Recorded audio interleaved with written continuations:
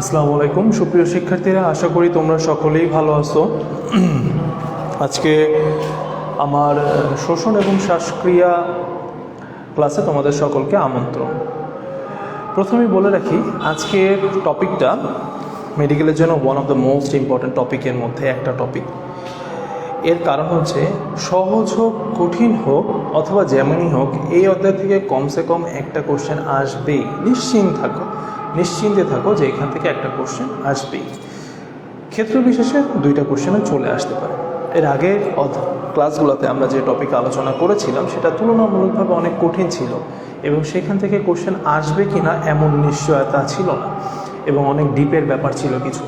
But আজকের টপিকটা হলো খুবই ইজি, এতটাই ইজি, যদি তোমার ইন্টারমিডিয়েটে এই সম্পর্কে বিন্দুমাত্র আইডিয়া নাও থাকে, কেবলমাত্র আমার ক্লাসটা তোমরা করবা এবং এখান থেকেই তোমাদের 80% পড়া মুখস্থ হয়ে যাবে। আমি কথা দিচ্ছি, তোমাদের কমপক্ষে 80% পড়া মুখস্থ হয়ে যাবে এখান থেকে। কারণ আজকের এই অধ্যায়টাকে আমরা কিছু ছকে ফেলে দিতে পারছি।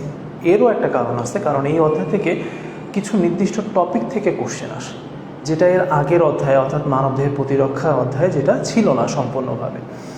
তো সেক্ষেত্রে এই টপিকগুলোকে একটা ছকে বা একটা ফিগারে নিয়ে আসার কারণে তোমরা সবাই দেখতে পাচ্ছ আমার পেছনে কিছু লেখা আছে, এই টপিকগুলোর থেকে কোশ্চেন আসছে। এবং বিগত বছরে মোটামুটি 20 থেকে 25 বছরের হিসাব যদি করা যায়, তাহলে এই অধ্যায়ে এই টপিকগুলোর বাইরে কোনো কোশ্চেন আসে নাই। হ্যাঁ, সময়ের ক্রমধারার বিবর্তনে কিছু কোশ্চেনের প্যাটার্ন চেঞ্জ হয়ে গেছে। আগে এই অধ্যায় থেকে কোশ্চেন আসতো একটা ফ্লো চার্ট হিসাবে, যেমন বায়ু পরিবহনের পথ নিম্নের কোনটি, সেই তোমাদের মনে আছে কি না, যে প্রাইমারি ব্রঙ্কাস, সেকেন্ডারি ব্রঙ্কাস, এইভাবে ধীরে ধীরে অ্যালভিওলাসের পর্যন্ত যায়, কিন্তু এর মধ্যে বিভিন্ন ক্রমগুলোকে চেঞ্জ করে দেয়। কিন্তু বর্তমান সময় কিছুটা আধুনিকায়নের কোশ্চেন করা হয়েছে, এর বিভিন্ন অবশ্য কারণ আছে। তো সেই ক্ষেত্রে দেখা যাচ্ছে যে এখানে কোশ্চেনগুলো শর্ট টপিক হিসাবে আসছে, শর্ট কোশ্চেন হিসাবে আসছে। আবার টপিকগুলোর মধ্যে ইন্টার কালেকশনটা ওইরকমভাবে করা হয় নাই। তার মানে তোমার এইখানে কেবলমাত্র এই টপিক বেসিসে যদি তুমি পড়ে যেতে পারো, তাহলে মোটামুটি তোমার এই কোশ্চেনগুলো তুমি সলভ করে আসতে পারবা। প্রথমেই চলো আমরা দেখে আসি আমাদের টপিক ওয়াইজের ক্ষেত্রে কোন কোন টপিকগুলোকে আমরা সব থেকে বেশি গুরুত্ব দিব। প্রথম কথা, অঙ্গ সংস্থান বা অ্যানাটমি। অঙ্গ সংস্থান বা অ্যানাটমি থেকে কোশ্চেনটা কীভাবে আসবে, নিম্নের কোনটি এর অংশ অথবা ওইটার অংশ, অথবা নিম্নের কোনটি তোমার হচ্ছে বায়ু পরিবহন অঞ্চলে, বায়ু গ্রহণ বা ত্যাগ অঞ্চলে রয়েছে, কোনটি পরিবহন অঞ্চলে রয়েছে, এই টাইপের কোশ্চেনগুলো এখানে সাধারণত আসে। এর পরবর্তী সময়, আচ্ছা আমাদের নতুন বই আছে নাকি, এটা দেখো তো, যদি নতুন বই পাও তাহলে দাও, সম্ভবত বাইরে দেখছিলাম একটা। আচ্ছা, আর এরপরে টপিক হচ্ছে গ্যাসীয় পরিবহন অঞ্চল। গ্যাসীয় পরিবহন অঞ্চল থেকে দুইটা কোশ্চেন আসে। একটা হচ্ছে নিম্নের কোনটি গ্যাসীয় পরিবহন অঞ্চলের অংশ এবং গ্যাসীয় পরিবহনে নিম্নের কোন সেলটাকে পাওয়া যায় এবং কোন তরুণাস্থি পাওয়া যায়, এই টাইপের একটা কোশ্চেন এসেছিল। শোষণ কেন্দ্র, শ্বাসক্রিয়ার উপরে শোষণ কেন্দ্রের ভূমিকা কী। এখান থেকে যদি আমি তোমাকে কোশ্চেন সংখ্যা উল্লেখ করে দিই, তাহলে অ্যানাটমি থেকে 4টা কোশ্চেন আসছে বিগত বছরগুলোতে। গ্যাসীয় পরিবহন অঞ্চল থেকে 2টা কোশ্চেন আসছে। শোষণ কেন্দ্র থেকে 3টা কোশ্চেন আসছে। শোষণ কেন্দ্র থেকে কি কোশ্চেন আসছে, যে নিম্নে কোনটি শোষণ কেন্দ্র নিয়ন্ত্রণ করে থাকে বা শোষণ কেন্দ্রের কোন অংশ শ্বাসক্রিয়া নিয়ন্ত্রণ করে থাকে। দেখো আমার উচ্চারণটা একটু তাড়াতাড়ি হচ্ছে, যদি এখানে তোমরা মনে করে থাকো শোষণ এবং শ্বসন, যেটাই তোমরা বোঝো না কেন, আমি আসলে এটাই বলতেছি তোমাদেরকে। শ্বসন ক্রিয়া, শ্বসন কেন্দ্রের ভূমিকা, তারপরে কার্বন ডাইঅক্সাইড এবং অক্সিজেন পরিবহন এবং শতকরা হিসাবে 4টা কোশ্চেন এখান থেকে আসছে। কি কি যৌগ হিসাবে আসে, কি কি যৌগ গঠিত হয়, কোন এনজাইমের ভূমিকা রয়েছে, কত পার্সেন্ট যায়। সংখ্যা থেকে কি, সংখ্যাটা হচ্ছে ডান ফুসফুসের কতগুলা লোব রয়েছে, বাম ফুসফুসের কতগুলো লোব রয়েছে। এটা 2006 সালে আসছে, 2006 সালে এই কোশ্চেনটা আসছে। আবার এখান থেকে একটা কোশ্চেন এসেছিল যে ট্রাকিয়ায় কতগুলো তরুণাস্থি আছে। এরকম সংখ্যা রিলেটেড কিছু জিনিস এই অধ্যায়ে পড়তে হবে। এবং তারপরে চলে আসো প্যারানেজাল সাইনাস। প্যারানেজাল সাইনাসের এখান থেকে 2টা কোশ্চেন আসছে। এবং এই অধ্যায়ের সব থেকে শেষের পার্ট যেটা, অর্থাৎ বিভিন্ন রকমের ইনফেকশন বা ক্লিনিক্যাল পার্টটুকু রয়েছে, সেখান থেকে মাত্র 3টা কোশ্চেন আসে। তার 2টা কোশ্চেন এসেছে প্যারানেজাল সাইনাস থেকে এবং আরেকটা রয়েছে ক্যান্সার থেকে, কিন্তু যেটা তোমাদের এই বইয়ের থেকে অন্তর্ভুক্ত করা হয় নাই, কিন্তু অন্যান্য বইগুলোতে রয়েছে, আলিম স্যার বা মাজেদা ম্যাডামের এই বইগুলোতে আছে, সেগুলো আমি ধীরে ধীরে তোমাদেরকে বলে দিব। চলে আসো আজকে প্রথমেই আমাদের প্রথম টপিক। দেখো, যদি তোমাদের মনে হয় যে এই ডেটাগুলো তোমাদের পড়ার ক্ষেত্রে গোছানোতে এবং পড়তে সহায়তা করে, তাহলে তোমরা এটা লিখে ফেলবে। আমার ক্লাসটা একটু ব্যাকে যাবে, পজ দিবে, দিয়ে এটা লিখে ফেলবে। প্রথমেই চলে আসো, শ্বসন কী জিনিস। শ্বসন হচ্ছে যে প্রক্রিয়ায় জীবকোষস্থ খাদ্য জারিত হয়ে শক্তি উৎপন্ন হয়। জীবকোষস্থ খাদ্য জারিত হয়ে শক্তি উৎপন্ন হবে। সুতরাং এটার মেকানিজমটা কি? খাদ্য জারিত হবে। কার দ্বারা জারিত হবে? আমরা সবাই জানি অক্সিজেনের দ্বারা জারিত হবে। কি উৎপন্ন হবে? শক্তি উৎপন্ন হবে। ফার্স্ট কোশ্চেন 2004-05 যখন বিডিএস আলাদা পরীক্ষা হতো, তখন এটা আসলে একটা বোটানিক কোশ্চেন ছিল যে শ্বসন প্রক্রিয়ায় নিম্নের কোনটি উপজাত হিসাবে তৈরি হয়। 3টা জিনিস এখানে তৈরি হয়। 1 নাম্বার শক্তি, 2 নাম্বার কার্বন ডাইঅক্সাইড এবং 3 নাম্বার হচ্ছে পানি। এই শক্তিটা কি হিসাবে আসে? যদি কেমিক্যাল ফর্মে লিখি তাহলে এটিপি। আমরা সবাই জানি মোটামুটি 38 এটিপি এখানে তৈরি হয় যদি সবাত শোষণ হয়ে থাকে। তাহলে কোশ্চেনটা ছিল শ্বসন প্রক্রিয়া নিম্নের কোনটি তৈরি হয় না। এ ছিল এটা, বি এটা, সি এটা এবং ডি ছিল নাইট্রোজেন। কেন নাইট্রোজেন স্যার দিল? নাইট্রোজেন না দিয়ে তো সে অন্য কিছু দিতে পারতো, হিলিয়াম দিতে পারতো, সালফার দিতে পারতো। এর একটা কারণ আছে, সেটা হচ্ছে নাইট্রোজেন জাত পদার্থ ছিল, নাইট্রোজেন জাত পদার্থ। এই নাইট্রোজেন জাত পদার্থ মূলত কোন প্রক্রিয়া উৎপন্ন হয়? বজ্র প্রক্রিয়া উৎপন্ন হয়। বর্জ্য প্রক্রিয়া এখানে উৎপন্ন হবে। তার মানে এইটা শোষণ ক্রিয়ার সাথে কোনোভাবেই সম্পৃক্ত না। তোমরা যদি মনে করে থাকো নাইট্রোজেন স্যারের ইচ্ছা হয়েছে তাই একটা গ্যাস দিয়ে দিয়েছে, আসলে ব্যাপারটা তা না। এটা যখন তোমরা কিডনি সিস্টেম পড়বা বা অন্যান্য আদার সিস্টেমগুলো পড়বা, তখন দেখবা এইখানে কিডনি দ্বারা এটা নিষ্কাশিত হয়ে যাচ্ছে নাইট্রোজেনাস সাবস্টেন্স বা NH3। এই জন্য স্যার একটু চালাকি করে সরাসরি অ্যামোনিয়া না দিয়ে তোমাদেরকে নাইট্রোজেন দিয়েছিল। এটাই হচ্ছে মেডিকেলের টেকনিকের একটু টেকনিক্যাল সাইড। টেকনিকের মধ্যে কিছুটা ভ্যারিয়েশন আছে যে কেন এই জিনিসটা দেয়া হইল। আচ্ছা, এরপর চলে আসো, আমরা যেটা আলোচনা করলাম এটা হচ্ছে শ্বসনের একদম ভেতরের ধাপ, কিন্তু শ্বসন প্রক্রিয়াটা কিন্তু আরও বেশি পরিব্যাপ্ত আকারে।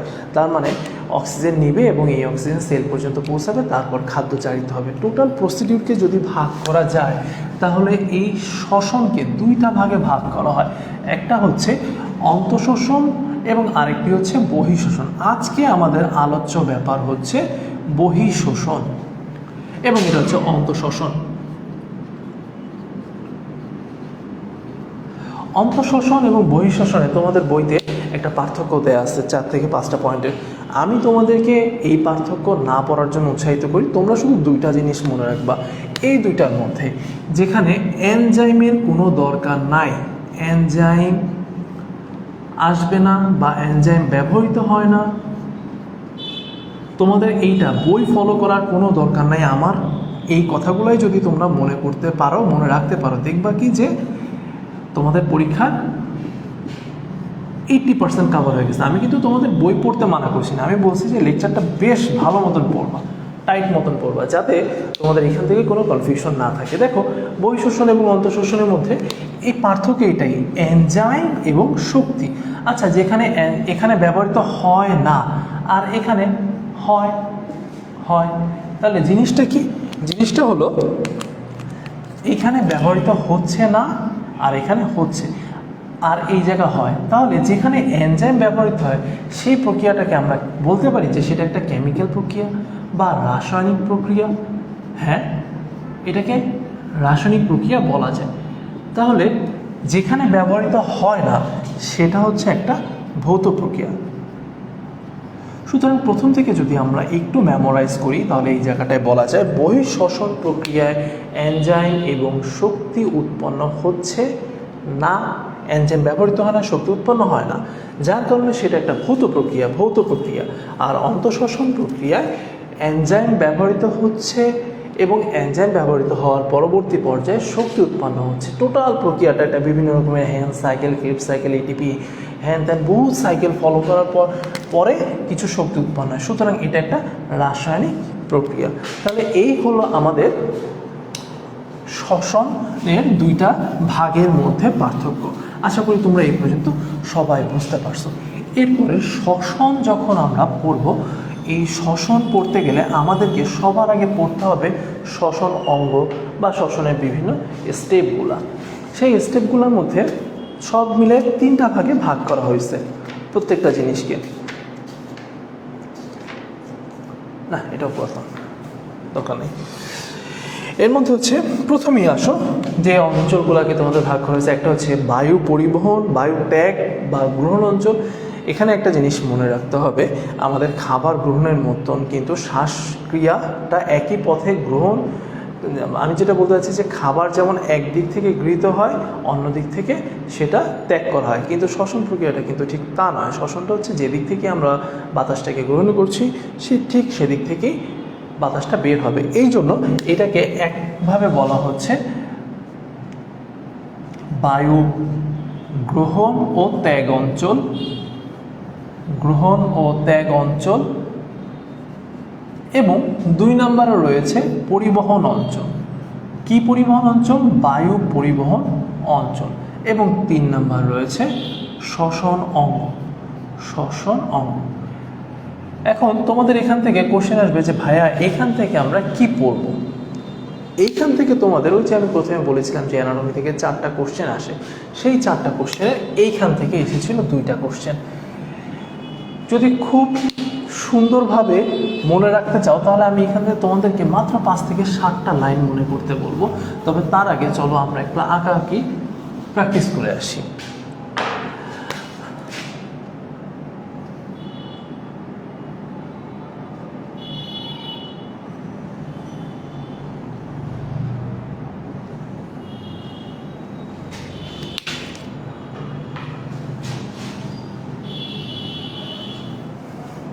প্রথম থেকে যে অংশটা রয়েছে সেটা হচ্ছে,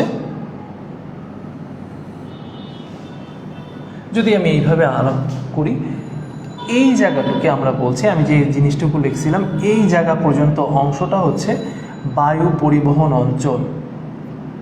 সরি, আমি দুঃখিত, এটা হচ্ছে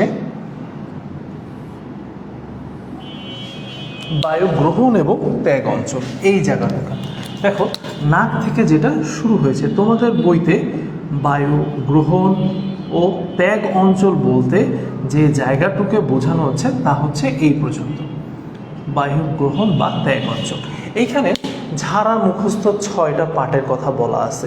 প্রথমেই যদি আমরা চিত্রিত করি, 1 নাম্বার হচ্ছে সম্মুখ নাসারন্ধ্র এবং 4 নাম্বারে বলা আছে পশ্চাৎ নাসারন্ধ্র। এই জায়গাটায় মানে 2টা ছিদ্র এখানে রয়েছে এবং 2টা ছিদ্র এখানে রয়েছে। কি নাম তাদের?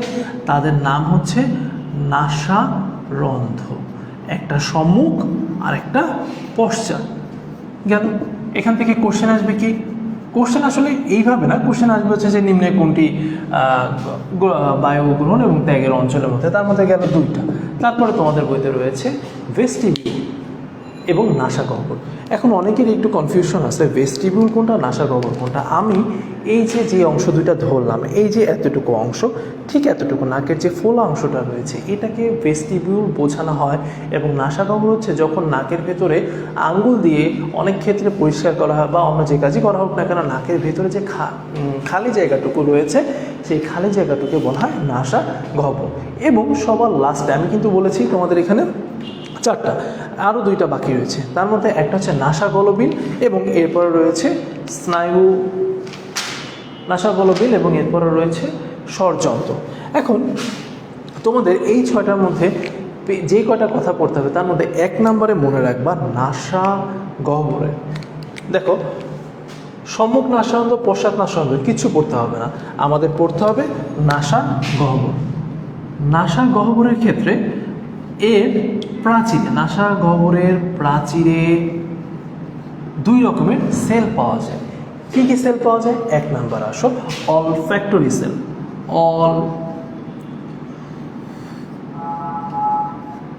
অলফ্যাক্টরি কোষ, এবং 2 নম্বরে আসা হচ্ছে এখানে মিউকাস নিঃসরণকারী কোষ। মিউকাস নিঃসরণকারী কোষ। তোমাদের বইতে খুব বোল্ড হরফে এটা লেখা আছে।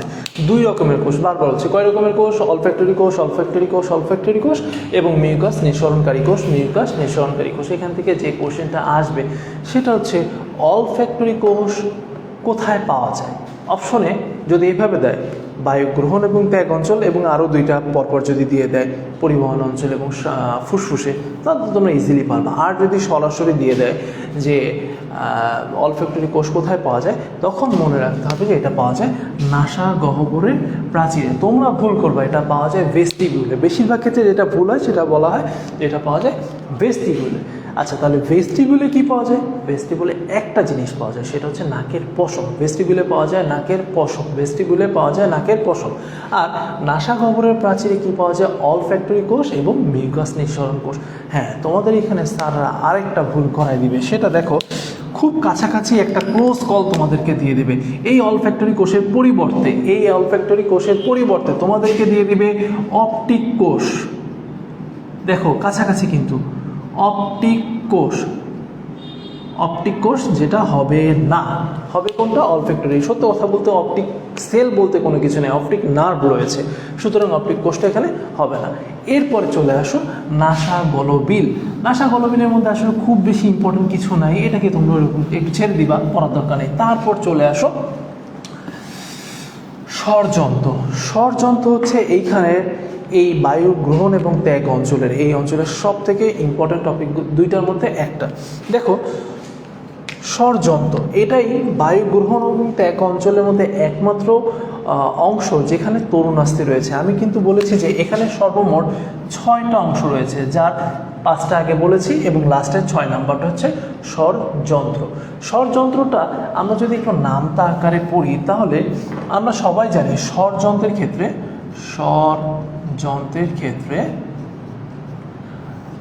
9টা তরুণাস্থি থাকে। কয়টা? 9টা তরুণাস্থি এখানে বিদ্যমান। শেষ। এবার নামটাটা কি ছিল?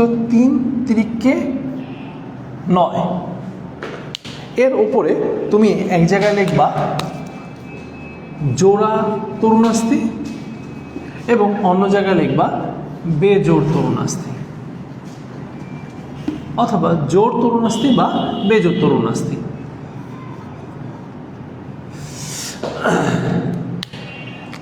এর মধ্যে ধরো আমি যে আঁকতেছিলাম, তখন আমাকে এসে একজন জিজ্ঞেস করলো কি আঁকো, জোড় তরুণাস্থির উদাহরণ এটা। তুমি উত্তর দিলা বা আমিও তখন উত্তর দিলাম এই যে এই ছবিটা এবং এরকম ইটিসি। তোমরা এটাকে এইভাবেই মনে রাখবে। কেন মনে রাখবে? কারণ প্রথম কথা, এইটা তোমাদের বইয়ের ভেতর নাই, এটা আলিম স্যারের বইতে রয়েছে। সুতরাং এই জিনিসটা, আর ইন্টারে তোমরা মোটামুটি 5-7টা বইয়ের একটা লিস্ট পড়ে আসছো, সেগুলো কোনোটা না কোনোটার মধ্যে এটা আছে, বাট এটা অনেকগুলো বইয়ের মধ্যেই রয়েছে। তোমাদের এই বইতেও 3-4টার কথা উল্লেখ করা আছে। প্রথমে দেখো কি আঁকো। আর্থ হচ্ছে অ্যারিটেনয়েড,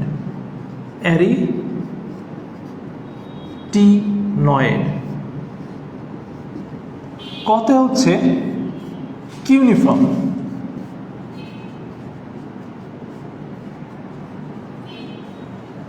এবং কত হচ্ছে, তার আগে আমরা এখানে একটু চলে আসি, তাহলে তোমাদের একটু বুঝতে সুবিধা হবে। ক্রিকয়েড,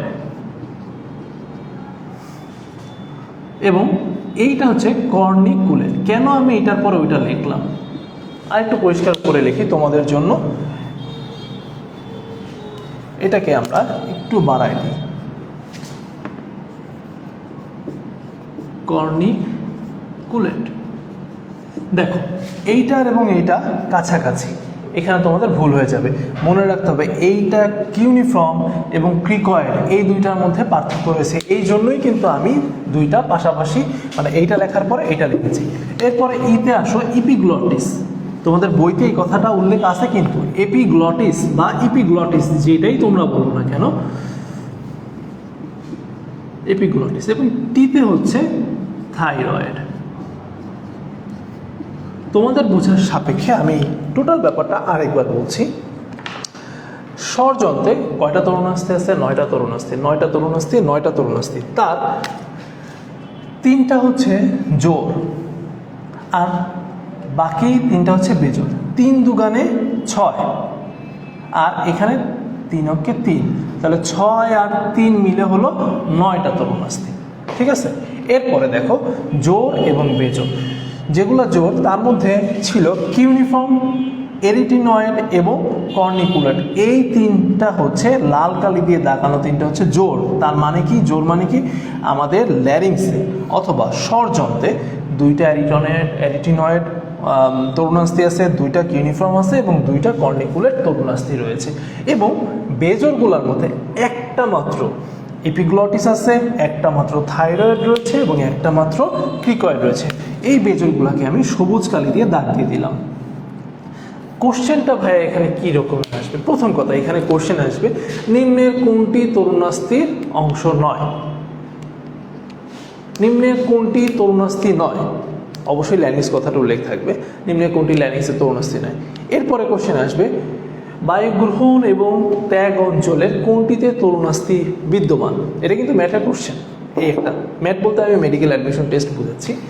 এরপরে নিম্নের কোনটি, এইটা ম্যাথের কোশ্চেন, যে নিম্নের কোনটি জোড় তরুণাস্থি নয়?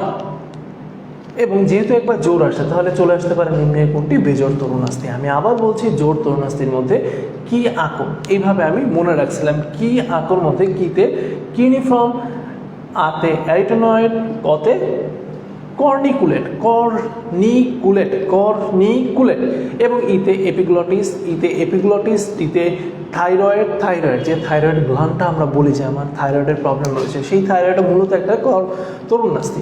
এবং সিতে হচ্ছে ক্রিকয়েড তরুণাস্থি, লাস্টে সিতে ক্রিকয়েড তরুণাস্থি। তোমাদের ভুল হবে ক্রিকয়েড এবং কিউনিফর্ম, এই দুইটার মধ্যে।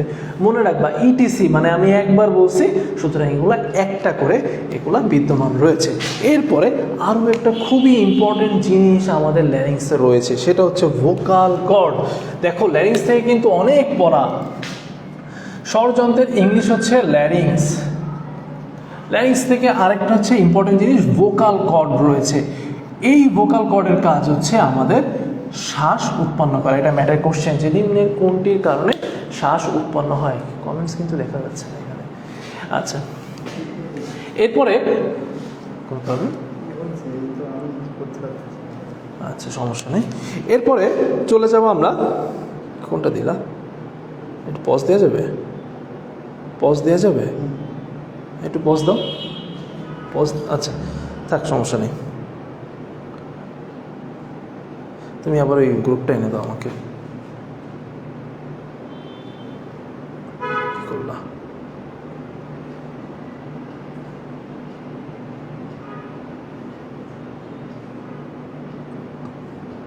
আচ্ছা না, এর পরবর্তীতে চলে আসো, আমরা করব হচ্ছে, সরি দুঃখিত, তো একটু কারিগরি ত্রুটির কারণে আমাকে পজ দিতে হয়েছিল। চলে যাব আমরা পরিবহন অঞ্চলে। আমি এই যে ছবিটা আঁকছিলাম, এই ছবিটা কিন্তু আমি মুছে ফেলছি, বাট তোমরা একটু পজ করে দেখবা, কারণ তোমাদের এখান থেকে পরবর্তী কন্টিনিউশনটা আমি শুরু করব। দেখো আজকে টপিকটা খুব বেশি কঠিন না, আজকে বেশ সহজ একটা টপিক, কিন্তু এই টপিকের এই অংশটাই একটু জটিল। এই সহজের মধ্যে এইটা সব থেকে কম সহজ, যদি এইভাবে বলা যায়। পরিবহন অঞ্চল হচ্ছে, আমরা এখন পড়ব এই পরিবহন অঞ্চল থেকে যে কোশ্চেনটা 2013-14 সম্ভবত 2013-14 এসেছে, সালটা আমার এক্স্যাক্টলি মনে নেই। নিম্নের কোনটি পরিবহন অঞ্চলের অংশ নয়? পরিবহন অঞ্চলের অংশ নয় এর মধ্যে, আচ্ছা নাজিয়া নাফিয়া, কর্নিকুলেট নাকি কর্নিকুনেট? কর্নিকুলেট এই আনসারটা হবে। কয়েকজন কমেন্টস করছো, সাদিয়া ইসলাম সাকিব, আসসালামু আলাইকুম। ওয়ালাইকুম আসসালাম আপু, আশা করি ভালো আছো। পরবর্তীতে তোমরা কমেন্টস করতে থাকো, যদি কোনো প্রবলেম হয় আমি তোমাদেরকে বলে দিব। এরপর দেখো পরিবহন অঞ্চলের মধ্যে দেখো ফার্স্ট কথা, মুখস্থর কোনো ধার ধারণা নাই। প্রথম কথা, পরিবহন অঞ্চলটা কি নিয়ে গঠিত? ট্রাকিয়া, অনলি ট্রাকিয়া, আর কিছু না। বাকি তাহলে কি বইতে কি ভুল লিখছে? একদমই না, বইতে ট্রাকিয়ার কন্টিনিউশন দিয়েছে। কি দিয়েছে? ট্রাকিয়ার কন্টিনিউশন কি সেটাই আমি তোমাদেরকে এখন পড়াবো। তাহলে আমরা পড়তে চাইছিলাম পরিবহন অঞ্চল, বাট এটাকে আমরা একটু পজ দিব, পজ দিয়ে আমরা চলে যাব শ্বাস শ্বসন অঙ্গ। শ্বসন অঙ্গ বলতে একটা মাত্র জিনিস এই পৃথিবীতে আছে মানুষের ক্ষেত্রে, সেটা হচ্ছে ফুসফুস। আমরা কিন্তু এটাকে পজ দিছি 2 নম্বর সেক্টরটাকে, একটু পরে আমরা চলে আসতেছি ফুসফুস। এই যে তাহলে এটা কি, এটা হচ্ছে শ্বসন অঙ্গ। এখন এই শ্বসন অঙ্গ সম্পর্কে আমরা একটু জানতে চাই। প্রথম কথা, আমরা সবাই জানি আমাদের শরীরে কয়টা ফুসফুস আছে? আমাদের শরীরে 2টা ফুসফুস আছে। দেখো তোমাদের কিন্তু এটা মেডিকেল, প্রি মেডিকেল ক্লাস, তোমাদের এখানে একটু বেসিক যদি ক্লিয়ার করে রাখতে পারো মেডিকেলে তোমাদের ভালো হয়, কিন্তু তাই বলে আমি বেসিক পড়াতে যাচ্ছি না, আমি জাস্ট তোমাদেরকে একটু বুঝাই দিতে চাচ্ছি। আমরা এতদিন মুখস্থ করে আসছি ডান ব্রঙ্কাস 3টা ভাগে ভাগ হয় এবং বাম ব্রঙ্কাস 2টা ভাগে ভাগ হয়। ডান ব্রঙ্কাস 3টা ভাগে ভাগ হয়, বাম ব্রঙ্কাস 2টা ভাগে ভাগ হয়। কিভাবে মনে রাখবো? ডান হাত ইউজুয়ালি বেশিরভাগ মানুষের কাছে বেশি শক্তিশালী, ডান ফুসফুসকেও বেশি কাজ করতে হয়, এই জন্য ডান ফুসফুসকে আমি 3টা ভাগে ভাগ করছি আর বাম ফুসফুসকে 2টা ভাগে ভাগ করছি। ফুসফুসকে যেহেতু আমি 3টা ভাগে ভাগ করছি, চলো দেখে নেই ফুসফুসের 3টা ভাগ কি, এই এবং এই। এটা হচ্ছে ডান আর এইটা হচ্ছে বাম, বাম ফুসফুস।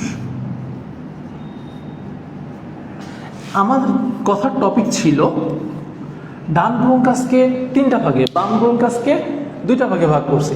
এখন তোমরা বুঝতে পারছো ডান ফুসফুসের অংশই হচ্ছে 1, 2, 3। তার মানে ব্রঙ্কাসকে 3টা জায়গায় সাপ্লাই দিতে হয়। কয়টা জায়গায়? 3টা জায়গায়। যখন ব্রঙ্কাস আসে তখন এরকম 3টা ভাগে ভাগ হয়ে যায়। যদি আরেকটু সুন্দর করে আঁকি তাহলে এই যে এরকম ভাবে ভাগ হয়ে যাবে ব্রঙ্কাসটা।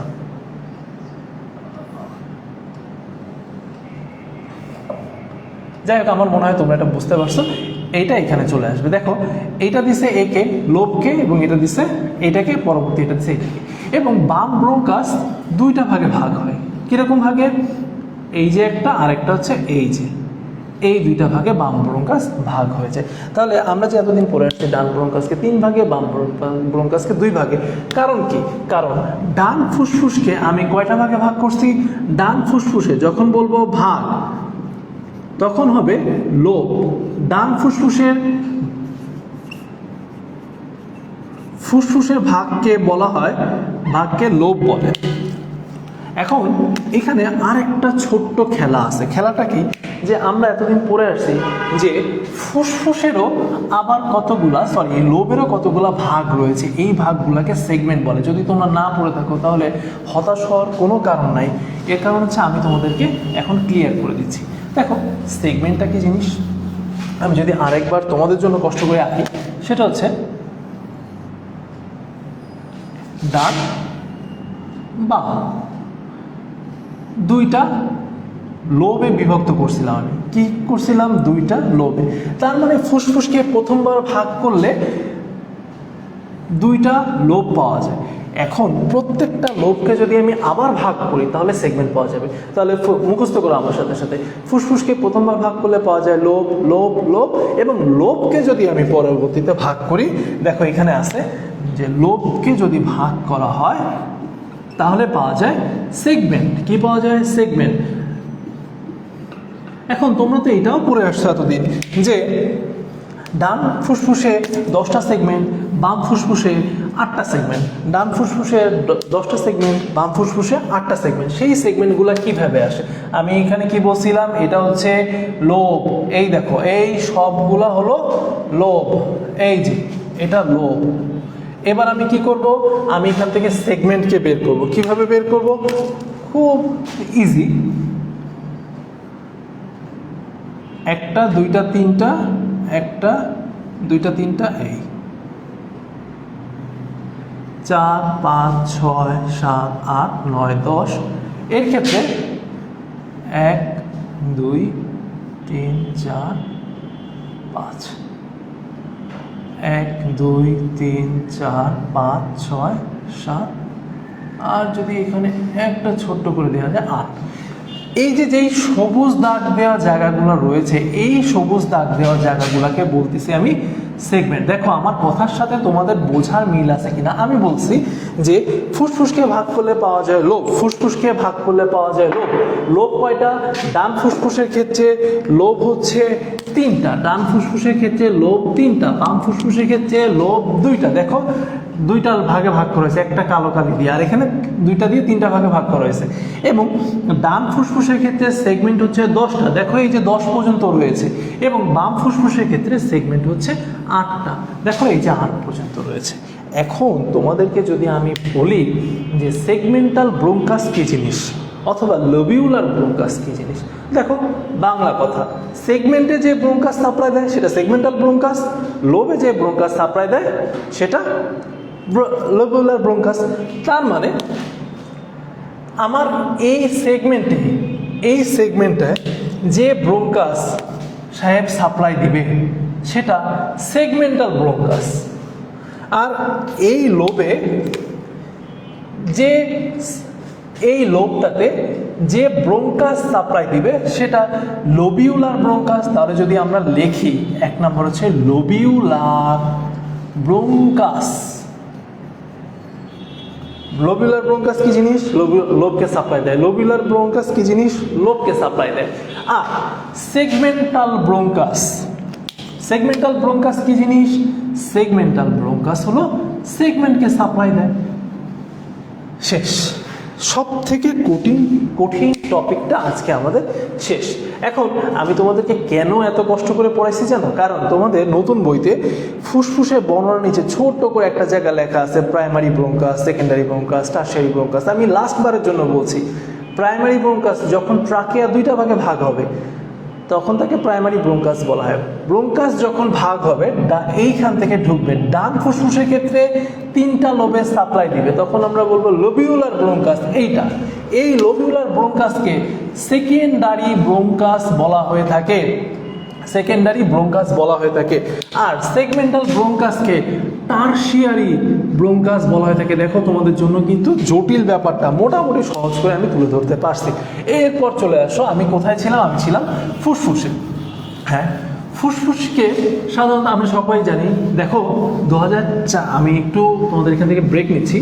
2004-5 একটা কোশ্চেন ছিল, 4-5 অথবা 3-4 একটা কোশ্চেন ছিল যে ফুসফুসের ডান পাশে কতগুলো লোব আছে। ভাবা যায় এই কোশ্চেনটা ছিল ফুসফুসের ডান পাশে কতগুলো লোব ছিল। আমি তোমাদেরকে এখানে বলছিলাম না যে সংখ্যাভিত্তিক কিছু কোশ্চেন আসে, এই জন্য আমি তোমাদেরকে এত সহজ একটা ব্যাপার আবার রিপিট করতেছি। আমি জানি সহজ ব্যাপারটা রিপিট করার কোনো দরকার ছিল না তোমাদের জন্য, তোমরা সবাই বেশ ভালো পড়ছো। এটা হচ্ছে আমাদের ফুসফুস।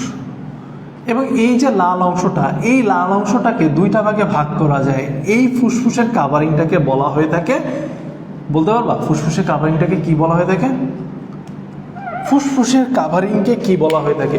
ফুসফুসের কাভারিংকে বলা হয় প্লিউরা বা প্লুরা, যেটাই বলো না কেন তুমি, প্লুরা বা প্লিউরা যাই বলো, ইংলিশকে বাংলা প্লিউরা যেভাবে উচ্চারণ করো। আমরা বাহির থেকে ধীরে ধীরে ভেতরে প্রবেশ করব। দেখো ফুসফুসকে তুমি ফুসফুস বলতেছো না, আমি কিন্তু এটাকে ফুসফুস বলি না, আমি বলি লাং। আর লাংকে মেডিকেলের ভাষায় বলা হয় ভিসেরা। ভাইয়া বানানটা একটু লিখে দেখান, ভিসেরা। ভিসেরা একটা ফরেন ওয়ার্ড, সম্ভবত গ্রিক বা রোমান এই টাইপের একটা ওয়ার্ড ভিসেরা। এইটার মানে হচ্ছে অঙ্গ। তার মানে তোমার হার্ট একটা ভিসেরা, তোমার লাং একটা ভিসেরা, কিডনি যা আছে মোটামুটি যে সমস্ত অর্গান রয়েছে তার প্রত্যেকটা একটা ভিসেরা। এখন এই যে আমি কি বলছি, ভিসেরা মানে হচ্ছে অঙ্গ। তার মানে প্লুরাল কয়টা লেয়ার রয়েছে? প্লুরাল লেয়ার রয়েছে 2টা। কি রয়েছে? লেয়ার। তার মানে একটা, দেখো এই যে ভিসেরার সাথে লেগে আছে, আমি এখানে একটু ইচ্ছা করে ফাঁক রাখছি তোমাদের বোঝাবো বলে, কিন্তু আসলে ব্যাপারটা কিন্তু তা না, এটা একদম লাংসের সাথে মিশে থাকে, ঠিক আছে? যেটা ভিসেরার সাথে লাংসের সাথে থাকে সেটাকে বলা হয় ভিসেরাল লেয়ার, মানে ভেতরেরটা যেটা সেটা হচ্ছে ভিসেরাল লেয়ার। এখন তোমাদের এখান থেকে একটা বেসিক জিনিস আজকে ডেভেলপ করে নিয়ে যাও। তোমরা যেখানে লাংস বলো, হার্ট বলো, যেখানেই ভিসেরাল লেয়ার পাবো, মনে করবা এটা হচ্ছে ভেতরের অংশ। কিভাবে মনে রাখবা? ভতে ভিসেরাল, ভতে ভেতর। আশা করি তোমরা এবার আর ভুলবা না। এবং বাইরের এই অংশটাকে বলা হয় প্যারাইটাল লেয়ার, প্যারাইটাল লেয়ার বা পর্দা, যাই বলো না কেন তুমি এটা। এখন এই যে জায়গাটা দেখো, এখানে আমি একটা স্পেস রাখছি, এটা কি আমি ভালো দেখানোর জন্য রাখছি? না, এটা আমি না, এটা সৃষ্টিকর্তাই, উপরওয়ালায় এই স্পেসটা রেখে দিচ্ছেন। এই জায়গাটায় যে স্পেসটা রয়েছে, এখানে কিছু ফ্লুইড থাকে, এই ফ্লুইডগুলাকে বলে প্লিউরাল ফ্লুইড, ঠিক আছে? এই ফ্লুইডগুলোকে বলা হয় প্লিউরাল ফ্লুইড। তোমরা এখানে কি ভুল করবা জানো? তোমরা এখানে ভুল করবা যে লাংসের 2 লেয়ারের মধ্যে সারফেক্টেন্ট থাকে, লাংসের 2 লেয়ারের মধ্যে সারফেক্টেন্ট থাকে। ব্যাপারটা কিন্তু ঠিক তা না। হ্যাঁ, তোমাদের শ্রাবন্তী শ্রাবন্তী কমেন্ট করছে প্যারাইটাল, হ্যাঁ ঠিক আছে, প্লিউরা প্যারাইটাল ঠিক আছে, প্লিউরা দুইটাই বলে।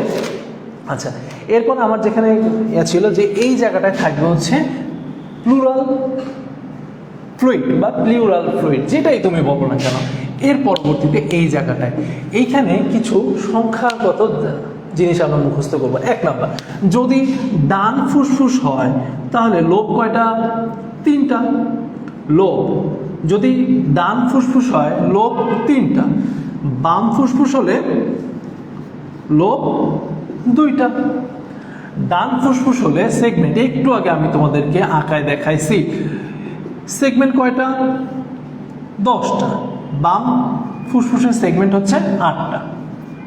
এই হলো সংখ্যাগত পার্থক্য। এরপরে ফুসফুসের মধ্যে আপাতত আর কিছু আমাদের এখান থেকে পড়তে হবে না। এরপরে আমরা এখান থেকে চলে যাব ফুসফুসের যে জায়গাটায় ব্রোঙ্কাস প্রবেশ করে।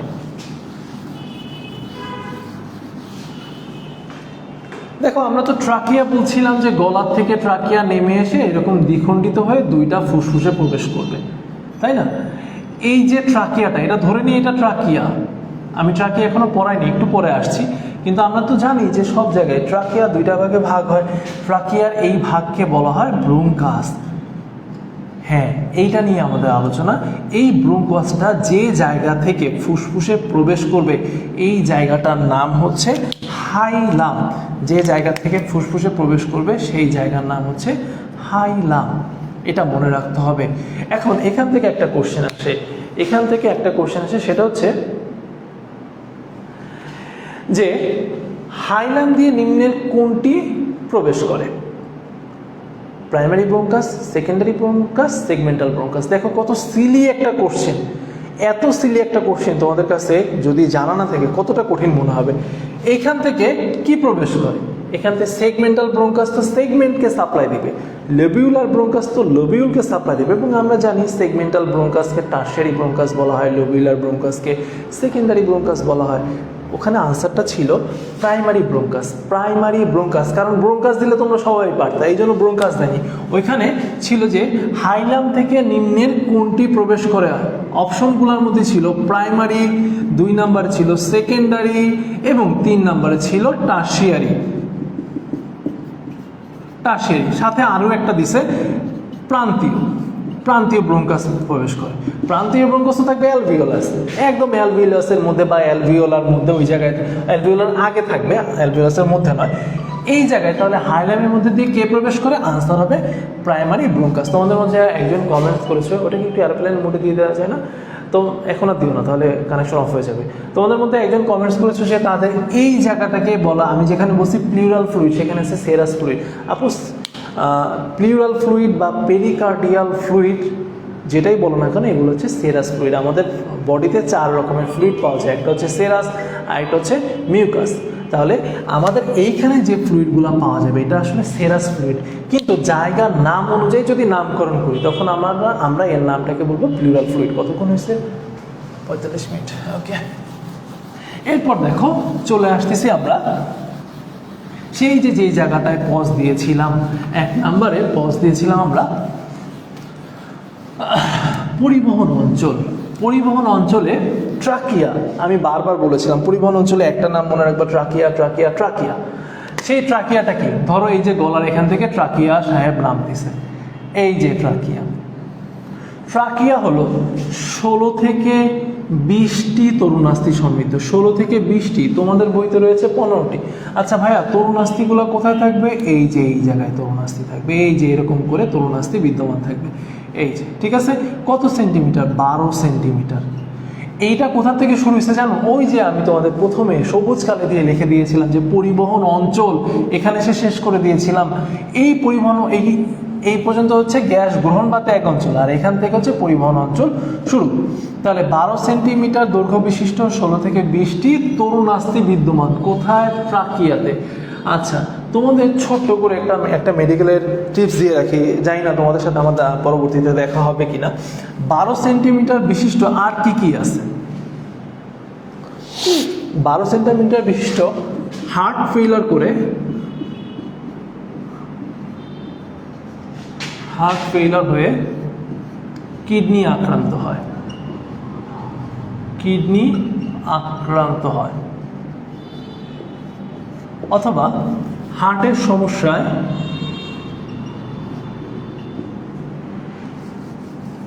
কিডনি ফেইলর হয়, যেটাই তোমরা বলো না কেন, তোমরা এটাই নাও, ফেইলর হয়, হার্ট, কিডনি এবং ফেইলর। এইগুলা সব 12 সেন্টিমিটার দৈর্ঘ্য বিশিষ্ট। দেখো প্রথমেই আসছে হার্ট, এই ট মানে টিতে আসবে হচ্ছে ট্রাকিয়া, কিডনিতে কিডনির দৈর্ঘ্য 12 সেন্টিমিটার। এগুলো কি বলতেছি আমি? এগুলো সবগুলা দৈর্ঘ্য বলতেছি। এবং ফেইলরের এখানে তোমরা যখন জননাঙ্গ পড়বা তখন ফেলোপিয়ান টিউব, ফেইলর হচ্ছে ফেলোপিয়ান টিউব। তাহলে আরেকবার বলি, 12 সেন্টিমিটার বিশিষ্ট কি কি রয়েছে? হার্টের সমস্যায় কিডনি ফেইলর হয়, heart 12 centimetre, trachea 12 centimetre, kidney 12 centimetre, ফেইলরে যেটা ফেইল বলেছিলাম সেটা হচ্ছে ফেলোপিয়ান টিউবে 12 সেন্টিমিটার। এখন এইটা যে একদম অ্যাকুরেট মাপের হবে তা না, বেশিরভাগ মানুষের ক্ষেত্রে হার্ট 12 সেন্টিমিটার, যেমন 10 থেকে 12 সেন্টিমিটার, ফেলোপিয়ান টিউবে এরকম থেকে আছে, কিডনিতেও আছে 11 থেকে 12 সেন্টিমিটার। বাট আমি তোমাদেরকে একটা জায়গা এনে দিলাম যাতে তোমরা মনে রাখতে পারো। আচ্ছা চলে আসো, অন্য জায়গায় চলে গিয়েছিলাম, যদিও এটা তোমাদের কাজের জিনিস। চলে আসো ট্রাকিয়াতে। তাহলে ট্রাকিয়া থেকে মোটামুটি এই জায়গাগুলো পড়তে হবে, যে এই দুটো অংশ 16 থেকে 20টি তরুণাস্থি এবং 12 সেন্টিমিটার। পরবর্তীতে ট্রাকিয়া বিভক্ত হইল, এই যে ট্রাকিয়া বিভক্ত হইল, ট্রাকিয়া বিভক্ত হয়ে কয়টা ভাগে ভাগ হয়? 2টা ভাগে। ট্রাকিয়ার প্রথম বিভক্তকে বলে ব্রোঙ্কাস। ট্রাকিয়া বিভক্ত হলে এটাকে বলে ব্রোঙ্কাস। এই যে আমার ব্রোঙ্কাস প্রথমবার হচ্ছে, তাই আমি বলছি প্রাইমারি ব্রোঙ্কাস। তোমাদের একটু আগে আমি একটা কোশ্চেনে বলেছিলাম হাইলাম থেকে নিম্নের কোনটি প্রবেশ করে? ব্রোঙ্কাস অথবা প্রাইমারি ব্রোঙ্কাস, যে কোনো একটা। এর পরবর্তীতে আমি বলেছিলাম ডান ফুসফুসের 3টা লোবকে সাপ্লাই দেওয়ার জন্য এই ব্রোঙ্কাসটা 3টা ভাগে ভাগ হবে। কিভাবে ভাগ হবে? এই দেখো 3টা ভাগে ভাগ হয়েছে। এইটাকে আমরা কি বলতেছি? Secondary bronchus. আচ্ছা বলো তো, সেকেন্ডারি ব্রোঙ্কাস, তোমাদের সকলের কাছে একটা কোশ্চেন, সেকেন্ডারি ব্রোঙ্কাস ফুসফুসের কোন অংশকে সাপ্লাই দেয়? আচ্ছা, এরপরে প্রত্যেকটা ব্রোঙ্কাস আবার সামনের দিকে এসে আরো কতগুলা ভাগে ভাগ হয়ে যাচ্ছে, তখন একটু চিকন হয়ে ভাগ হবে, এরকম 3টা, এখান থেকে 3টা, এখান থেকে 4টা। এইগুলাকে আমরা বলতেছি টারশিয়ারি ব্রোঙ্কাস। লাল কালিরটাকে আমি একটু ইংলিশে লিখছি টারশিয়ারি, কিন্তু আসল ব্রোঙ্কাসটা আমি বাংলায় লিখছি ব্রোঙ্কাস। টারশিয়ারি ব্রোঙ্কাসের কিন্তু আরও একটা নাম আছে, সেটা সেগমেন্টাল ব্রোঙ্কাস। কেন সেগমেন্টাল ব্রোঙ্কাস বলছি? কারণ সেগমেন্টাল ব্রোঙ্কাস সেগমেন্টে সাপ্লাই দেয়। হ্যাঁ, অলরেডি থ্যাঙ্কস, একজন কমেন্টস করে ফেলেছো যে লোব, 2জন কমেন্টস করছো। হ্যাঁ, সেকেন্ডারি ব্রোঙ্কাস সাপ্লাই দিচ্ছে লোবে,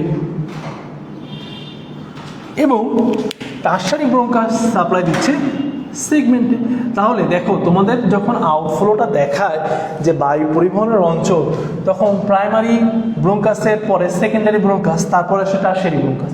কেউ যদি বলে যে ব্রোঙ্কাসের পরে লবিউলার ব্রোঙ্কাস, তারপর সেগমেন্টাল ব্রোঙ্কাস, সেটাও বরঞ্চ সেটারও বেশি ঠিক, সেটা নাম জায়গার নাম অনুযায়ী হয়েছে। এর পরবর্তীতে টারশিয়ারি ব্রোঙ্কাস আরও বিভক্ত হবে। টারশিয়ারি ব্রোঙ্কাস আরও বিভক্ত হয়ে দুইটা ব্রোঙ্কাস উৎপন্ন হয়, সেটা আর তোমাদেরকে এঁকে দেখাবো না। একটা হচ্ছে প্রান্তীয় ব্রোঙ্কাস, প্রান্তীয় ব্রোঙ্কাস, এবং আরেকটা হচ্ছে শোষণ ব্রোঙ্কাস। আমি কিভাবে মনে রাখছিলাম জানো? পাশ, এই যে পাশ, এই কথাটা মনে রাখছিলাম। দেখো তোমাদের এখানে যদি দেখা না যায়, এই যে লাল কালির অংশটা, এটা হচ্ছে টারশিয়ারি ব্রোঙ্কাস, ঠিক আছে? দেখা গেলে তো দেখা গেল, বা সেগমেন্টাল ব্রোঙ্কাস এখানে লেখা আছে। টারশিয়ারি ব্রোঙ্কাস পরবর্তীতে ভাগ হয়ে পাশ ব্রোঙ্কাসে আসে। আমি মনে রাখছিলাম এভাবে, তুমি ভালোভাবেই মনে রাখো, প্রান্তীয় ব্রোঙ্কাস এবং তারপরে শোষণ ব্রোঙ্কাস। এরপরে সৃষ্টি হয় ব্রোঙ্কিয়ল, এরপরে সৃষ্টি হয় ব্রোঙ্কিয়াল। আমার বিশ্বাস তোমাদেরকে যদি এখন কেউ বলে যে কোন ব্রোঙ্কাসের পর কোনটা আসে বা বায়ু প্রবাহ কোন দিক থেকে কোনটায় যায়, তোমরা এটা পারবা। এখন ব্রোঙ্কাসের আরেকটা অংশ হচ্ছে একদম শেষের অংশ ব্রোঙ্কিয়ল, এরা বলতেছে তোমাদের বই অনুযায়ী, কিন্তু শেষের অঞ্চল হলেও ব্রোঙ্কিয়লের মধ্যে দুই রকমের ব্রোঙ্কিয়ল রয়েছে।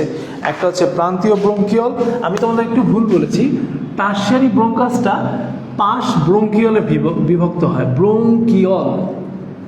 ব্রোঙ্কিয়লে বিভক্ত হবে, হ্যাঁ, মানে এটা স্লিপ অফ টান হয়ে গেছে। প্রান্তীয় ব্রোঙ্কিয়ল এবং শতে শোষণ ব্রোঙ্কিয়ল। এর মধ্যে কোশ্চেন এসেছে, যেই কোশ্চেনটার জন্য এতক্ষণ ধরে পড়াচ্ছি, সেই কোশ্চেনটা এসেছে প্রান্তীয় ব্রোঙ্কিয়ল পর্যন্ত। এই প্রান্তীয় ব্রোঙ্কিয়ল পর্যন্ত হচ্ছে বায়ু পরিবহনের অঞ্চল, বায়ু পরিবহনের অঞ্চল। আর শোষণ ব্রোঙ্কিয়লটা হচ্ছে ফুসফুসের অংশ। দেখো তোমাদের এখানে কিন্তু দেয়া আছে, বইতে স্পষ্টভাবে দেয়া আছে। কোশ্চেন যে আমরই কঠিন হবে ব্যাপারটা কিন্তু তা না। কোশ্চেনটা তোমাদের বই থেকে আসবে, কিন্তু তোমরা খেয়াল করতে পারবে না, এই হলো মুশকিল। এরপর চলে আসো আমরা আমাদের মোটামুটি আজকের জায়গা থেকে বের হয়ে আসছি, কঠিন জায়গা থেকে একটু সহজ জায়গায় চলে আসি। এরপর আসে অ্যালভিওলাস অথবা অ্যালভিওলাই।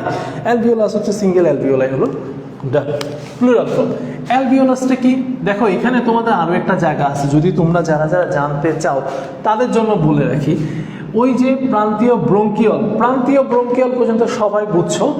এরপরে প্রান্তীয় ব্রোঙ্কিয়লের পরে হচ্ছে শোষণ ব্রোঙ্কিয়ল, তারপরে অ্যালভিওলার নালী থাকে, এরপরে থাকে অ্যাট্রিয়াম,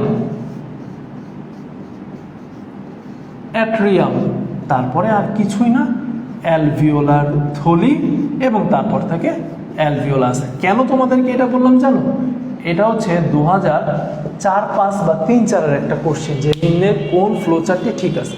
তোমাদের এইভাবে আসবে না, কিন্তু তোমাদের কিভাবে আসবে দেখো, শোষণ অঙ্গের সব থেকে শেষ অংশটি কোনটি? এই অ্যালভিওলাস একই সাথে এন্ড অর্গান এবং একই সাথে এটা কার্যকারী ইউনিট। সুতরাং এটার আনসার দুইটাই অ্যালভিওলাস হবে। অ্যালভিওলাসের উপরে থাকবে অ্যালভিওলার থলি, আর প্রান্তীয় শোষণ ব্রোঙ্কিয়ল থেকে আসবে, শোষণ ব্রোঙ্কিয়লের পরবর্তী অংশ নালী, অ্যাট্রিয়াম, থলি। দেখো আগে কিন্তু নালী পরে থলি, তোমরা কিন্তু আবার উল্টাই দিও না, ঠিক আছে? নালী দিয়ে পানি এসে থলিতে জমা পড়বে, আমি এইভাবে মনে রাখছিলাম, যদি মনে রাখতে পারো বেস্ট। এরপর চলে আসো অ্যালভিওলাস। অ্যালভিওলার মধ্যে চলে আসো, কমেন্টস করেছো দেবাশিস মণ্ডল, থ্যাংক ইউ।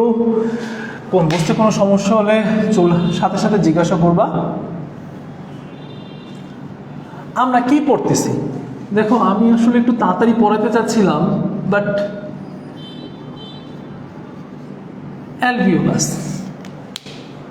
চোখটা বন্ধ করো, কানটা খোলা রাখো। অ্যালভিওলাস আসলে 5টা জায়গা আমরা বলবো, 5টা জায়গা বলবো। কয়টা জায়গা? 5টা জায়গা। এবার চোখটা খোলো। 1 নাম্বার, অ্যালভিওলাস সংখ্যা, বাচ্চাদের থাকবে 20 মিলিয়ন, বুড়াদের থাকবে বা পূর্ণবয়স্কদের থাকবে 480 মিলিয়ন। কোনো একটা বইতে 70 কোটি আছে, কোনো একটা বইতে 70 কোটি আছে, বইয়ের নাম আমি বলতে পারতেছি না, তোমাদেরই একটা বই 480, কারণ কী গেল, সংখ্যা গেল। এরপরে অ্যালভিওলাসে কি কি কোষ থাকবে, দেখো অ্যালভিওলাস কিন্তু অনেকগুলো পোর্শন আছে, তোমরা ওইগুলো মানে পড়বাই না, তোমরা আমার বইটা দেখবা, আমার লেকচারটা দেখবা। 1 নাম্বার স্কোয়ামাস সেল। স্কোয়ামাস সেলের আরেকটা নাম কি বলতে পারবা কেউ, বলো তো? 2 নাম্বার ম্যাক্রোফেজ এবং 3 নাম্বার সেপ্টাল সেল। আমি তোমাদের কাছে জিজ্ঞেস করেছিলাম স্কোয়ামাস সেলের আরেকটা নাম, আরে পাগল, আরেকটা নাম হচ্ছে যে আইস্যাকার সেল। স্কোয়ামাস ইংলিশে, আইস্যাকার বাংলায়। স্কোয়ামাস বা আইস্যাকার সেল, কেন এটা বললাম জানো? এই একবার কোশ্চেন এসছে কোনটি অ্যালভিওলাসের কোষ নয়, স্কোয়ামাস না দিয়ে আইস্যাকার সেল দিয়ে দিছে, আচ্ছা তো এটা অ্যালভিওলাসের কোষ। এখন এইগুলা হচ্ছে অ্যালভিওলাসের কোষ। অ্যালভিওলাসের কোষ তো বললাম, ভাইয়া কাজ বলবেন না? অবশ্যই বলবো। অ্যালভিওলারের ফার্স্ট কাজ হচ্ছে কি, বায়ু আদান প্রদান করা। এই জন্য অ্যালভিওলারের 1 নম্বর কোষটাকে আমি এঁকেছি, অক্সিজেন এবং কার্বন ডাইঅক্সাইড আদান প্রদান কে করবে এটা? সংক্ষেপে বোঝার জন্য আমি 1 না লিখলাম, মানে স্কোয়ামাস সেল করবে। ম্যাক্রোফেজ, ম্যাক্রোফেজ হচ্ছে 2 নম্বর সেল। এর কাজ কি? এটা ফ্যাগোসাইটোসিস প্রক্রিয়া করবে। ফ্যাগোসাইটোসিস। তোমাদেরকে যদি আমি একটু পেছনে যে জিজ্ঞেস করি যে লাংসের ম্যাক্রোফেজের নাম কি, বলতে পারবে কেউ? পারলে আনসার করো। এবং 3 নাম্বারটা হচ্ছে সেপ্টাল কোষ। সেপ্টাল কোষটা তোমার আমার জন্য দরকার না, এটা সব থেকে বেশি দরকার হচ্ছে বাচ্চাদের জন্য, যেটা সারফেক্টেন্ট। বাংলা বানান ভুল হলে আন্তরিকভাবে দুঃখিত। সারফেক্টেন্ট। তাহলে প্রথম কথা, অ্যালভিওলাসের সংখ্যা কত?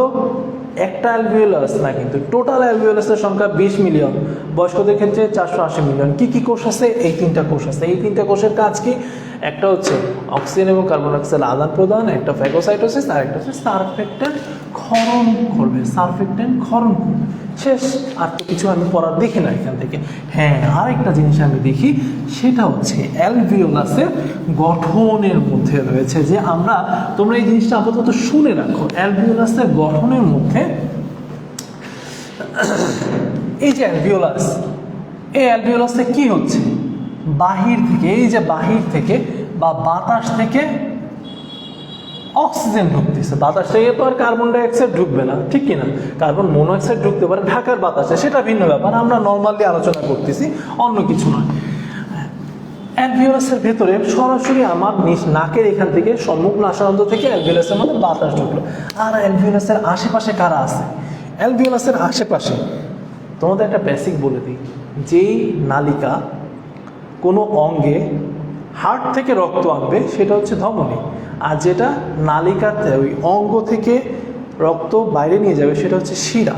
তাহলে এই জিনিসটা হার্ট থেকে আনছে, তার মানে এটা হচ্ছে ধমনী। আর এটা অ্যালভিওলাস থেকে দূরে নিয়ে যাচ্ছে, দূরে শরীরে নিয়ে যাচ্ছে। তার মানে এইটা হলো, এইটা হলো ধমনী। কারণ কি? কারণ এটা হার্টের থেকে রক্ত নিয়ে আসছে। আমরা সবাই জানি এই ধমনীটার নাম হলো পালমোনারি ধমনী। আমরা এটাও জানি পালমোনারি ধমনীতে কার্বন ডাইঅক্সাইড থাকে। এরপরে আমরা আসি অ্যালভিওলাস থেকে দূরে নিয়ে যাচ্ছে রক্ত, সেটার নাম হচ্ছে শিরা। আমরা সবাই জানি অ্যালভিওলাসের পাশে যে শিরা থাকে সেটা হচ্ছে পালমোনারি শিরা। আমরা এটাও জানি পালমোনারি শিরা অক্সিজেন নিয়েছে।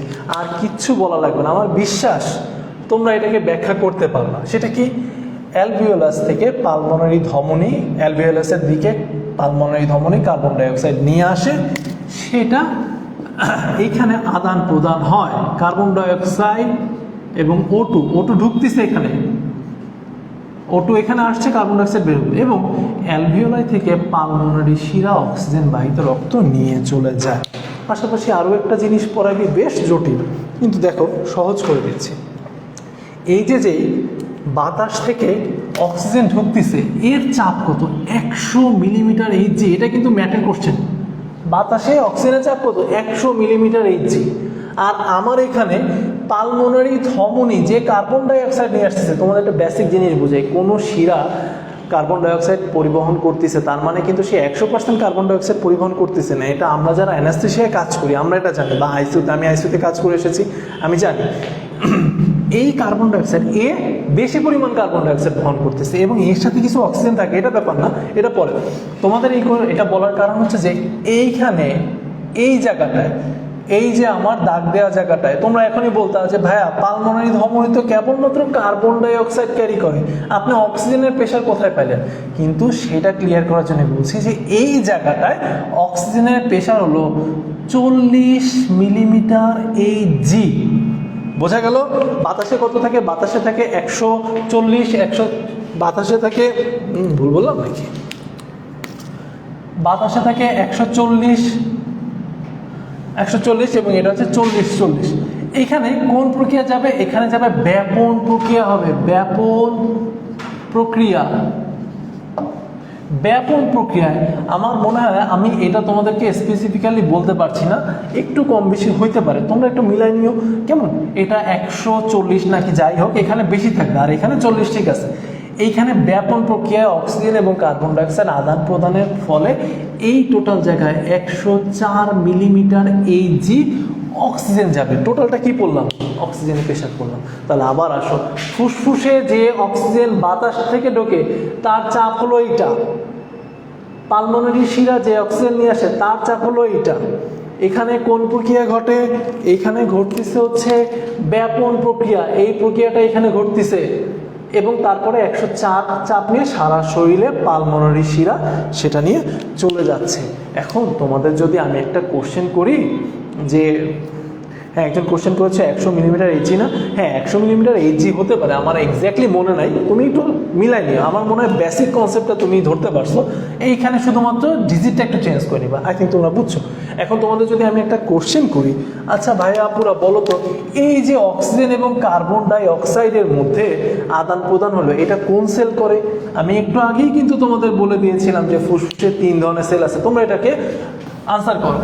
সেই 3 ধরনের সেলের মধ্যে কোন সেলটা এই অক্সিজেন এবং কার্বন ডাই অক্সাইডের মধ্যে আদান প্রদান করবে? এরপর চলে আসো সব থেকে সহজ টপিক, কিন্তু কেন জানি না তোমাদের বইতে 3 বা 2.5 পৃষ্ঠা ধরে লেখছে। শ্বাস প্রশ্বাসের সাথে কত মিনিট হইল ছোট ভাই? কয় মিনিট হইল? হয়েছে কত? 50 মিনিট? 1 ঘন্টা হয়েছে। সাথে জড়িত অঙ্গ। দেখো যখন অঙ্গ বলবে, শ্বাস প্রশ্বাসের সাথে জড়িত অঙ্গ, 1 নাম্বার ডায়াফ্রাম, 2 নাম্বার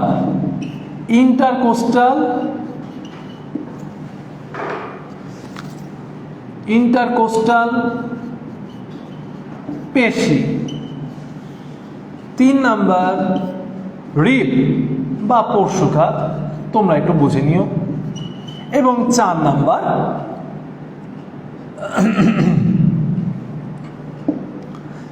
হচ্ছে ফুসফুস।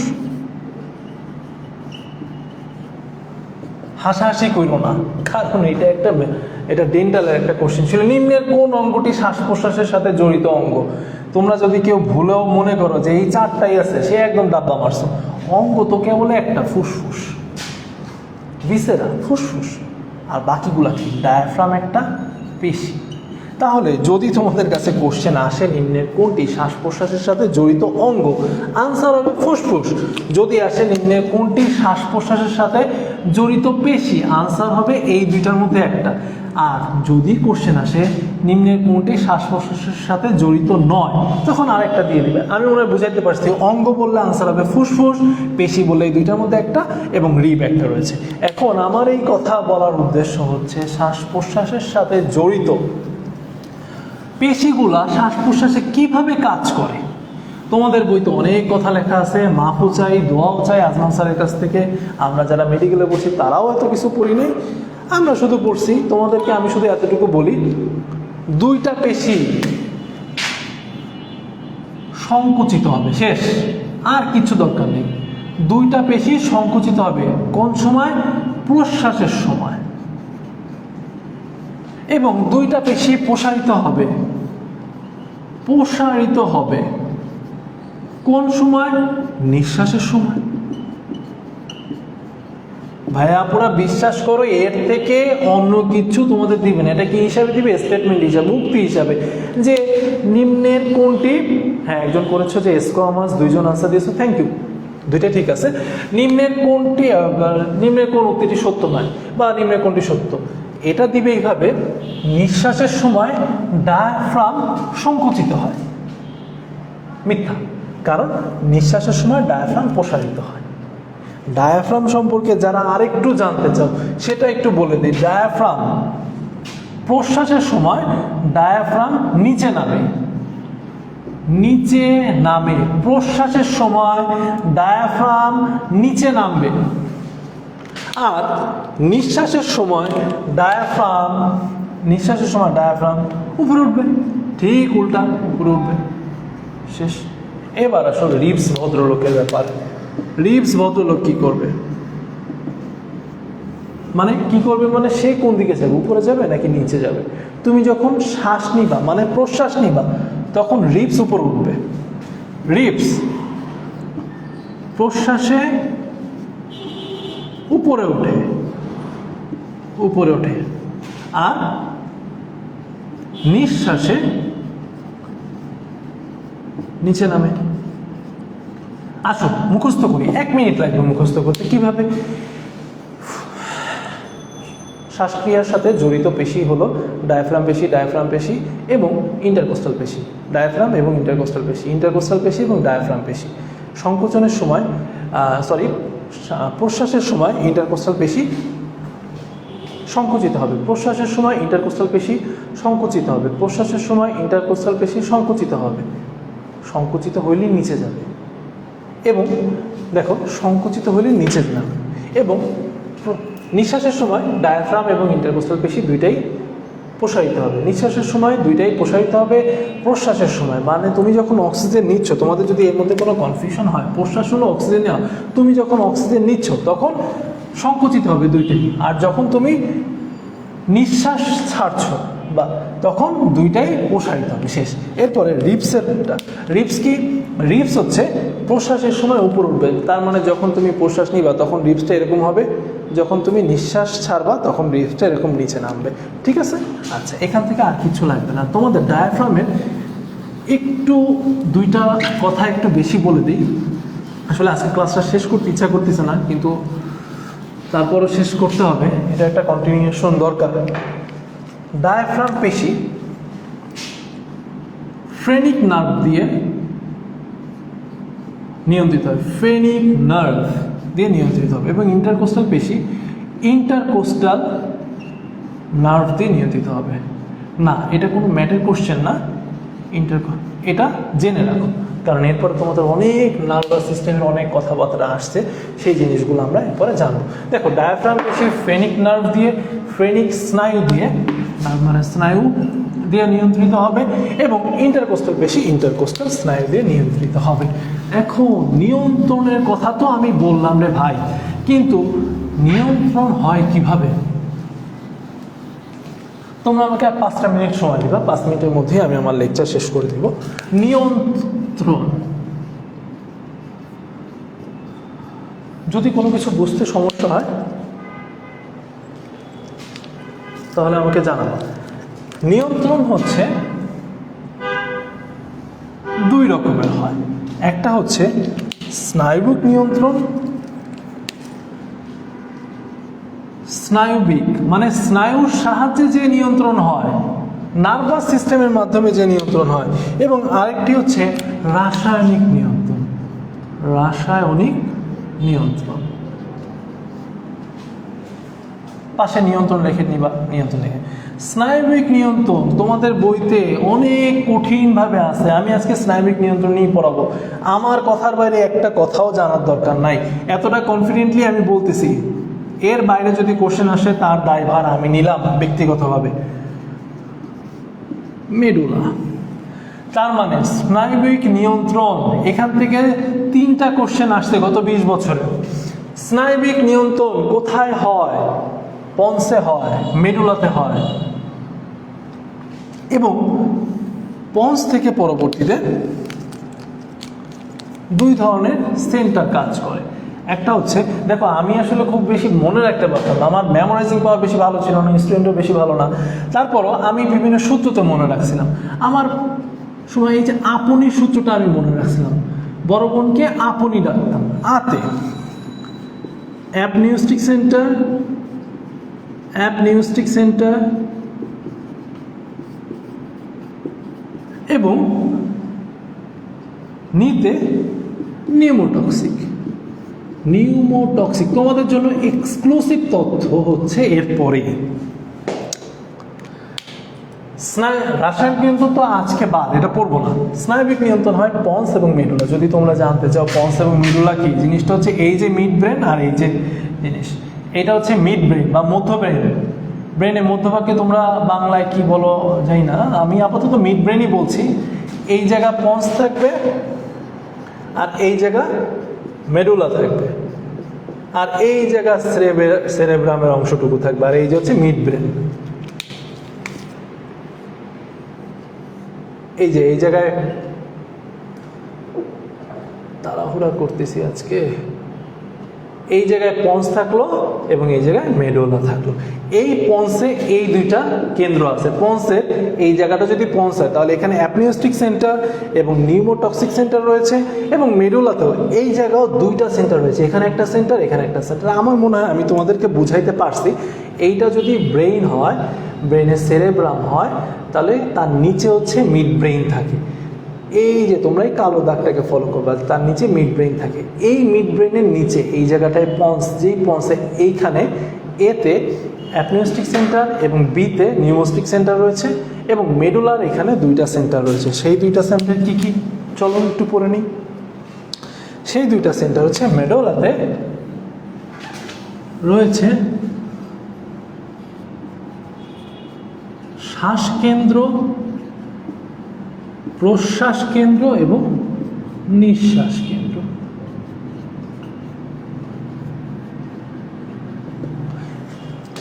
তোমাদের এইটা পরস্পর বিপরীতমুখী বিক্রিয়া, আর কোনো কিছু না। অ্যাপনিউস্টিক সেন্টার যা করবে, নিউমোটক্সিক সেন্টার তার উল্টাটা করবে। প্রশ্বাস কেন্দ্র যা করবে, নিঃশ্বাস কেন্দ্র ঠিক তার উল্টাটা করবে। অ্যাপনিউস্টিক সেন্টারের কাজ কি? অ্যাপনিউস্টিক সেন্টারে প আছে না একটা প, তোমাদের বইতে এটা আছে অ্যানিউস্টিক সেন্টার, ভুল আছে, পাশে দেখবা ইংলিশে লেখা আছে, এখানে একটা প আছে। অ্যাপনিউস্টিক সেন্টার এটা হচ্ছে প্রশ্বাসকে নিয়ন্ত্রণ করে, প্রশ্বাসকে নিয়ন্ত্রণ করে, প্রশ্বাসকে নিয়ন্ত্রণ করে। আচ্ছা আমি একটু কি বলছিলাম? আমি বলছিলাম অ্যাপনিউস্টিক সেন্টার যা করবে ঠিক 180 ডিগ্রি অ্যাঙ্গেলে তার বিপরীত করবে। অর্থাৎ এ যদি প্রশ্বাসকে চালু করে, নিউমোস্টিক সেন্টার কি করবে জানো? প্রশ্বাসকে বন্ধ করবে, প্রশ্বাসকে বন্ধ করবে। সুতরাং অ্যাপনিউস্টিক সেন্টারের কাজ হলো প্রশ্বাসকে চালু করা, নিউমোস্টিক সেন্টারের কাজ হলো, নিউমোটক্সিক সেন্টারের কাজ হলো প্রশ্বাসকে বন্ধ করা। আচ্ছা এটা তো পাগলও বোঝে, যে প্রশ্বাসকে বন্ধ করবে সে তো নিঃশ্বাসকেই চালু করবে। সুতরাং নিউমোটক্সিক সেন্টারের অন্যতম কাজ হলো নিঃশ্বাসকে শুরু করা, মানে কার্বন ডাইঅক্সাইড সে ছেড়ে দিবে। তার মানে আমার আজকে পরে এখানে শেষ। আমি যদি আরেকবার দেখি, নিয়ন্ত্রণ, স্নায়বিক নিয়ন্ত্রণ এবং রাসায়নিক নিয়ন্ত্রণ। স্নায়বিক নিয়ন্ত্রণকে 2টা ভাগে ভাগ করেছে, স্নায়বিক নিয়ন্ত্রণকে 2টা ভাগে ভাগ করেছে, পন্স এবং medulla, pons medulla, pons medulla. পন্সে 2টা ভাগ আছে কি, আপনি, আতে হচ্ছে অ্যাপনিউস্টিক সেন্টার এবং নতে হচ্ছে নিউমোটক্সিক সেন্টার, পরস্পর বিপরীত ধর্মী। কি কি আছে সেন্টারগুলো? অ্যাপনিউস্টিক, অ্যাপনিউস্টিক, অ্যাপনিউস্টিক, এবং নতে হচ্ছে নিউমোটক্সিক, নিউমোটক্সিক, নিউমোটক্সিক। অ্যাপনিউস্টিক সেন্টারে একটা প আছে, এটা প্রশ্বাসকে চালু করবে, মানে প্রশ্বাসকে, নিঃশ্বাসকে বন্ধ করে দিবে, প্রশ্বাসকে চালু করবে। বুঝতে পারছো? মানে অক্সিজেন নিবে, কার্বন ডাইঅক্সাইড ত্যাগ করাকে বন্ধ করবে। একই সাথে তো শ্বাস প্রশ্বাস হইতে পারে না, একটার পরে একটা। যখন প্রশ্বাস হবে তখন নিঃশ্বাস অটোমেটিক্যালি বন্ধ। তার মানে অ্যাপনিউস্টিক সেন্টার প্রশ্বাসকে চালু করে, প্রশ্বাসকে চালু করে, প্রশ্বাসকে চালু করে। নিউমোটক্সিক সেন্টার ঠিক উল্টা, প্রশ্বাসকে বন্ধ করবে। প্রশ্বাসকে বন্ধ করে কেমনে? প্রশ্বাসকে বন্ধ করে নিঃশ্বাস চালু করার মাধ্যমে। আর এই যে দেখতেছো মেডুলা, এর নামই হচ্ছে প্রশ্বাস কেন্দ্র, নিঃশ্বাস কেন্দ্র। এই প্রশ্বাস কেন্দ্রের কাজ হচ্ছে প্রশ্বাস চালু করা এবং নিঃশ্বাস কেন্দ্রের কাজ হচ্ছে নিঃশ্বাস চালু রাখা বা নিঃশ্বাসকে শুরু করা। সুতরাং আজকে আমাদের পড়া এই পর্যন্তই থাকলো। এর মধ্যে তোমাদের মধ্যে যদি শ্রাবন্তী মাহালি বলেছো যে স্নায়ুবিকটাকে একটু ডিটেলসে পড়ান। দেখো আমি মানে আমার ক্লাস আজকে শেষ, আমি তোমাদের ওর জন্য এবং তোমাদের সকলের জন্য আরেকবার বলছি, স্নায়ুবিক নিয়ন্ত্রণ হচ্ছে দুই রকমের, মানে নার্ভ দিয়ে নিয়ন্ত্রণ হবে, তোমার ব্রেইন কন্ট্রোল করবে। ঠিক আছে, কে বলেছো? শ্রাবন্তী এটা তোমার ব্রেইনকে কন্ট্রোল করবে। এখন তোমার ব্রেইনের মিড ব্রেইনের পরে রয়েছে পন্স এবং মেডুলা। ব্রেইন স্টেমের তিনটা অংশ থাকে, ওইসবে যাওয়ার দরকার নেই। পন্স এবং মেডুলা, এই যে পন্স, এই যে মেডুলা। পন্স, এই যে পন্স, এই যে মেডুলা। পন্সের দুইটা কেন্দ্র থাকে আর মেডুলাতে দুইটা কেন্দ্র থাকে। আসো সহজ দিয়ে শুরু করি। মেডুলার কেন্দ্র দুইটার নাম হচ্ছে শ্বাস কেন্দ্র এবং নিঃশ্বাস কেন্দ্র। শ্বাস কেন্দ্র শ্বাস নিবে, নিঃশ্বাস কেন্দ্র নিঃশ্বাসটাকে শুরু করবে। এখন একটা জিনিস মনে রাখতে হবে, যখনই শ্বাস শুরু হবে তখনই নিঃশ্বাস বন্ধ হবে, যখনই নিঃশ্বাস শুরু হবে তখনই শ্বাস বন্ধ হয়ে যাবে। তাহলে দেখো মেডুলার প্রশ্বাস কেন্দ্র যখন থাকবে, এই প্রশ্বাস কেন্দ্র অক্সিজেনকে বলবে, সে অক্সিজেন নিবে। নিঃশ্বাস কেন্দ্র তখন অফ থাকবে। যখন নিঃশ্বাস কেন্দ্র অ্যাক্টিভেট হবে, সে কার্বন ডাই অক্সাইডকে ছাড়বে আর শ্বাস কেন্দ্রকে বন্ধ রাখবে। এবার আসো পন্স।